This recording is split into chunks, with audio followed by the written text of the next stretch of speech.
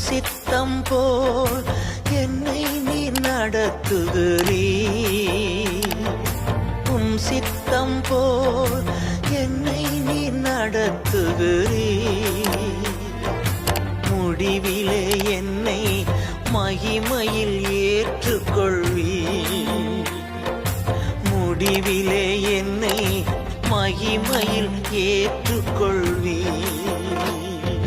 நன்றி ஐயா, நாள் முழுதும் நல்லவரே வல்லவரே.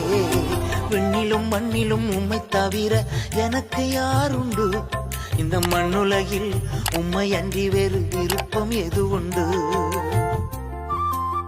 அப்பா, என் உள்ளத்திற்கு அரணும் பலனும் நீர்தானே. எனக்குரிய பங்கும் என்றென்றும் நீர்தான் ஐயா.